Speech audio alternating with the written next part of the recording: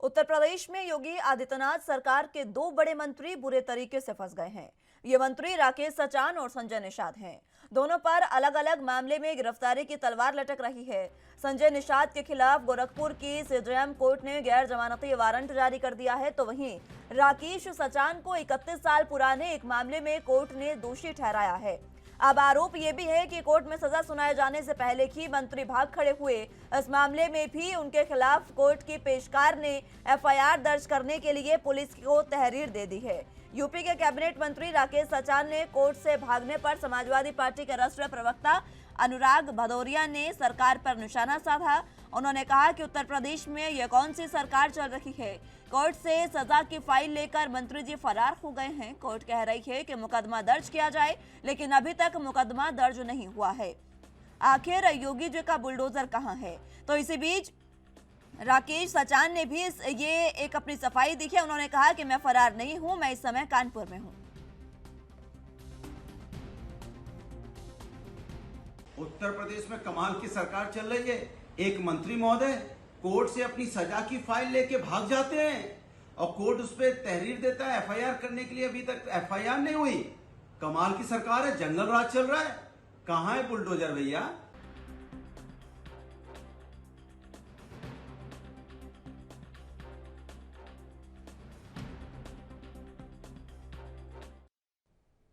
इस खबर पर जरा जानकारी के लिए लखनऊ से संवाददाता जितेंद्र चौहान हमारे साथ मौजूद हैं।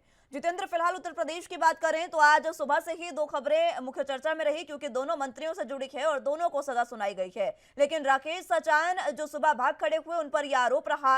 अब समाजवादी पार्टी और पूरा विपक्ष इसको लेकर हमलावर है सत्ताहीन सरकार पर।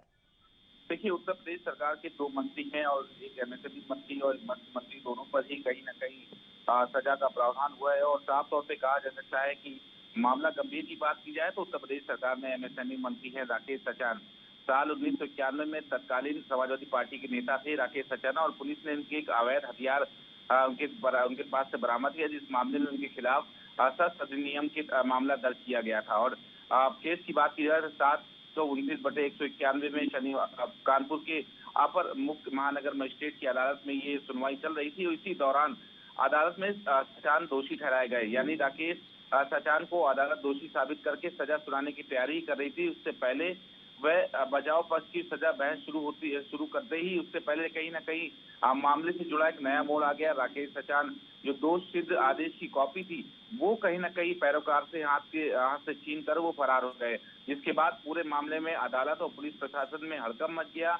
और कहीं ना कहीं कोर्ट ने उनके खिलाफ जो पेशकार है, उन्होंने कानपुर में तहरीर दी थी। तहरीर के बाद भी अभी तक किसी प्रकार का कोई भी एफआईआर दर्ज नहीं की गई। कल राकेश सचान से लगातार बात करने की कोशिश की गई। ना ही राकेश सचान लखनऊ के बंगले पे हैं, ना ही वो कानपुर में दिखाई पड़ रहे हैं, और वो लगातार गायब हैं। और उनसे संपर्क किया जा रहा है, लेकिन फिर भी बात के लिए उनका एक बयान बीच में आया कि मैं कानपुर में हूँ, लेकिन राकेश सचान कानपुर में भी नहीं है। आखिरकार राकेश सचान क्यों आदेश की कॉपी लेकर फरार हो गए? और इसके बाद लखनऊ कमिश्नर को भी जो तहरीर दी गई थी पेशकार की ओर से, लेकिन अभी तक किसी प्रकार का मुकदमा दर्ज नहीं किया गया।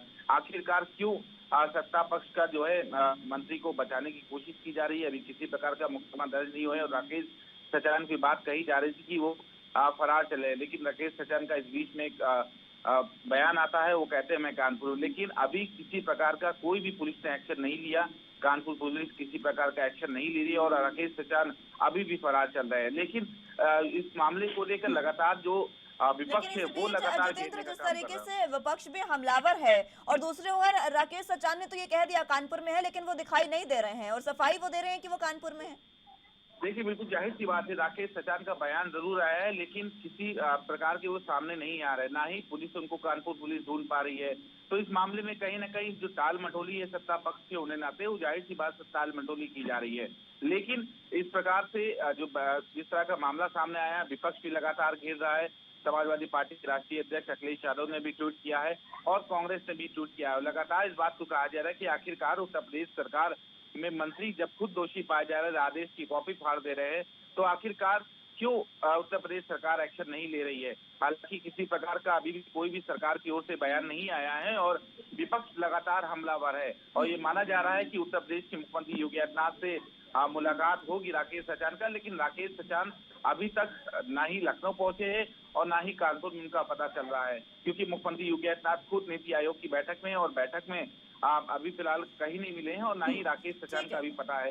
तो अब ये देखने वाली बात है कि आखिरकार राकेश सचान को क्यों जो कानपुर पुलिस है वो बचाने में लगी है, आखिरकार ठीक है क्यों जितेंद्र, बहुत शहरी शुक्रिया की आपका बात हमारे नहीं साथ पता। जुड़ने के लिए और तमाम अहम जानकारी हम तक पहुंचाने के लिए।